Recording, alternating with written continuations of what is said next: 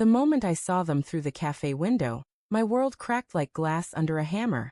My wife, Elise, leaned across the small, weathered table, her fingers brushing against my best friend Daniel's hand, her laughter bright and unguarded in a way I hadn't heard in months.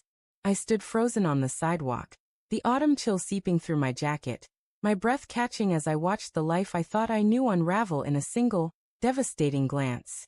For 12 years, Elise and I had built a life together.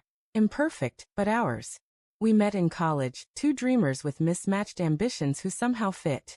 She was a painter, her canvases bursting with colors I could never fully understand but loved because they were hers.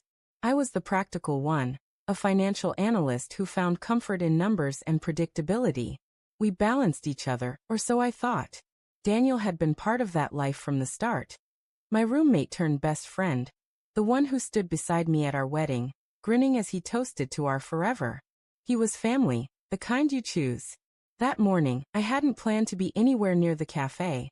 I'd left work early, a rare impulse to surprise Elise with her favorite almond croissants from the bakery across town. Our marriage had been strained lately. Nothing dramatic, just the slow erosion of long hours, unspoken frustrations, and the weight of routine. I thought a small gesture might remind her of the early days, when we'd stay up all night talking about everything and nothing. But as I approached the cafe, a shortcut to her art studio, I saw them. Elise's auburn hair caught the sunlight, and Daniel's familiar slouch was unmistakable. They weren't just sharing coffee, they were sharing something I wasn't part of. I stepped closer, my heart thudding, the paper bag of croissants crumpling in my grip. The cafe was cozy, its windows fogged at the edges from the warmth inside. Elise's eyes sparkled as she spoke, her hands animated, the way they used to move when she told me about a new painting. Daniel leaned in, his smile too intimate, his hand lingering too long when he passed her a napkin. My stomach twisted. Was I misreading this? I wanted to believe I was. But then she reached out again, her fingers grazing his wrist, and he didn't pull away. The air felt too thin, my chest tight with a betrayal I couldn't yet name. I didn't go inside. I couldn't. Instead, I turned and walked home, the croissants abandoned on a park bench. My mind churned, replaying every moment of the last few months. The late nights Elise spent at her studio, claiming deadlines. The way Daniel had been around more often, offering to help with her gallery show.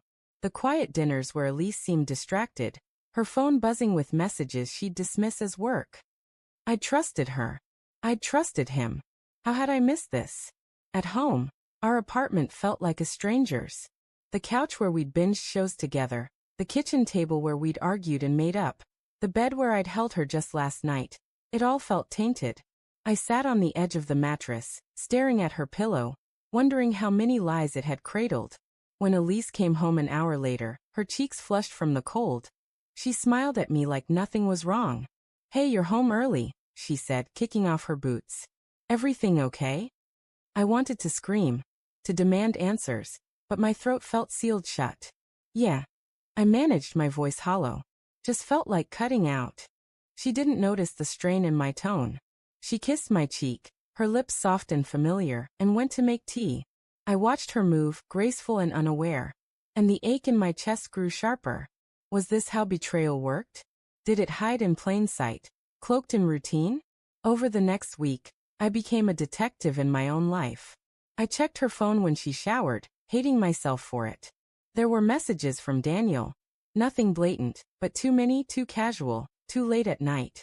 "Loved our chat today," one read. "You always know how to make me laugh," said another. I scrolled until my hands shook, each word a splinter under my skin. I started noticing things I'd ignored. The way she'd angle her phone away from me, the extra care she took with her appearance before studio time. I didn't confront her. I wasn't ready.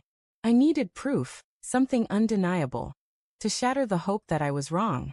The opportunity came when Elise mentioned a weekend art retreat. "It's just a small group," she said, packing her sketchbooks. "I'll be back Sunday night."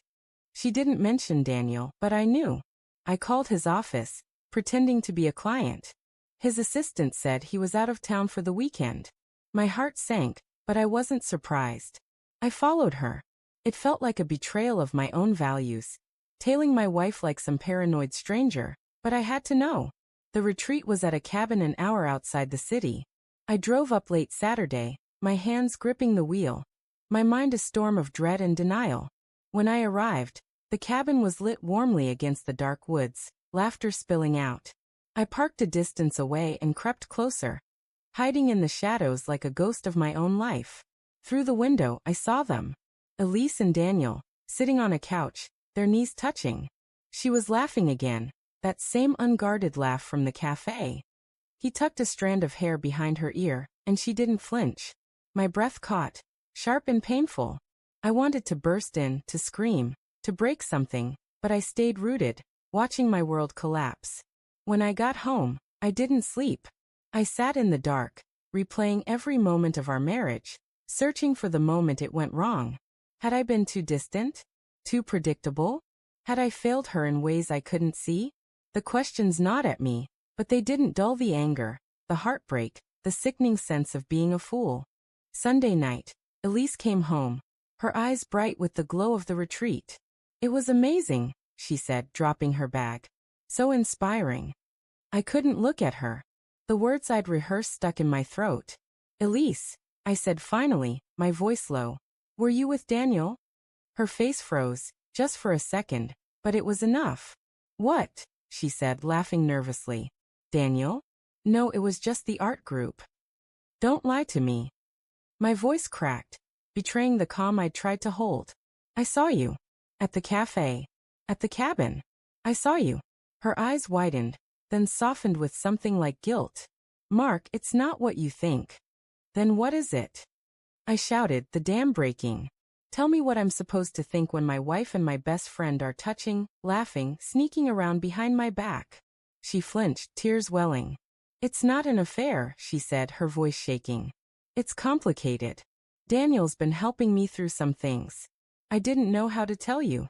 Helping you. I laughed bitterly. Is that what you call it? I was unhappy, Mark, she cried. You're always working, always so distant. Daniel listened. He understood my art, my dreams. It wasn't physical. It was emotional. Her words hit like a punch. Emotional. Somehow, that felt worse, like she'd given him a part of her I couldn't reach. And you couldn't talk to me? I asked, my voice breaking. I'm your husband. I tried, she whispered. You didn't hear me.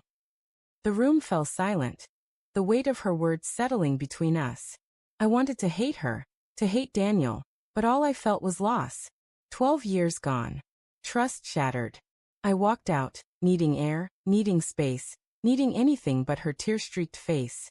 Outside, the city buzzed, indifferent to my unraveling. I didn't know if we could rebuild, if I could ever look at her without seeing Daniel's hand on hers. But as I stood there, the cold biting my skin, I realized the hardest truth. Love doesn't die in a single moment, even when it's broken. It lingers, painful and stubborn, demanding to be felt.